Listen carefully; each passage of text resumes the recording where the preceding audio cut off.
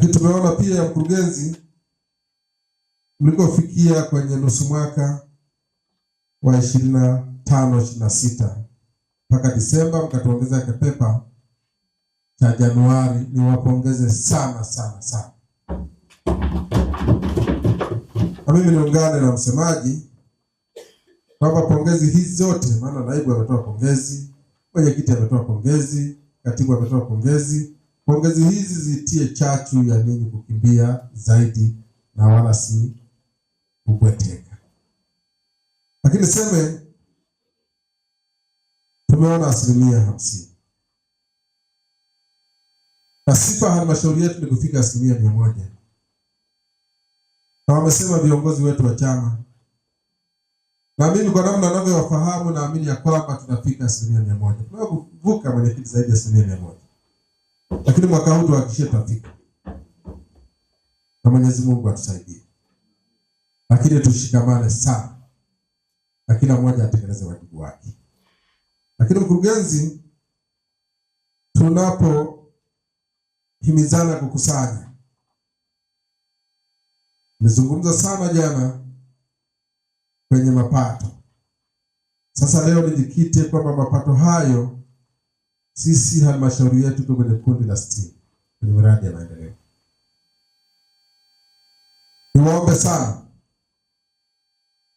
sana, kama mnavyofanya vizuri kwenye 10% kwa maana 442, mkajitahidi sana pia kutenga fedha za miradi ya maendeleo ziende, ili waheshimiwa hawa, kuna mabomba kwenye kata zao, kuna miradi mbalimbali kwenye kata zao, kuna shughuli za uendeshaji kwenye kata zao, kuna mambo chungu zima kwenye kata zao, na waliahidi wananchi wetu waone yakitekelezeka.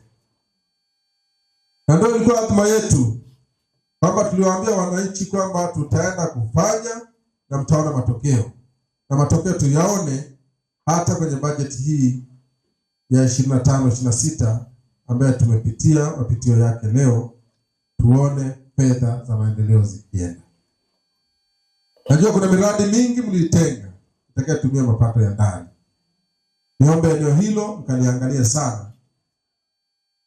Tawanye fedha ziende kwa usawa kama ambavyo bajeti yetu ilikuwa, ziwafikie wananchi wetu. Lakini wapongeze sana kwa 10%. Mkurugenzi, mnakusanya lakini mnatenga kwa 100%. Hilo niwapongeze sana sana sana. Na nimepunguza sana mwenyekiti, vikundi vya kina mama, vijana wenye mahitaji maalum. Halmashauri wafanya vizuri sana. Tumekuwa tukitoa fedha nyingi zinaenda kuwagusa wananchi wetu. Ninachokiomba hapa kwenye 10%, tuviangalie sana vikundi vyetu. Na tuwe mabalozi wazuri sana wa kuambia kwamba fedha zile Mheshimiwa Rais Dr. Samia Suluhu Hassan, rais wetu, amewapendelea sana.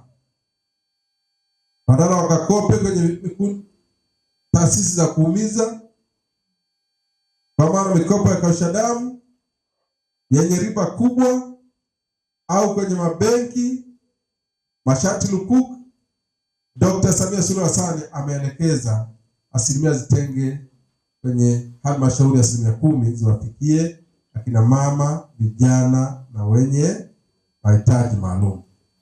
Kwa sisi kama tukawaelimisha wananchi wetu kwamba kuna kurudisha, ili wengine pia wakope, wasikae nazo. Kwa Mheshimiwa madiwani, tuelewane katika hili. Najua vikundi vile viko kwenye kata zetu. Tunapokuwa kwenye ODC zetu, 10% ikawa agenda ya kudumu, kwa maana tusimamie wapate, lakini tusimamie pia warejeshe. Ndugu zangu, nashukuru sana. Lakini tumepitia bajeti ya 26-27. Na sote tumesema ndio kwa namna ambavyo tumeona inaenda kuwagusa wananchi wetu kwa nyanja mbalimbali. Na tumepongezwa hapa kwa sababu tumegusa mpaka maeneo yale ya wenye viti wa vijiji na mitaa. lakini tumeelekeza sana kwenye miradi ya maendeleo pamoja na mambo mengineyo.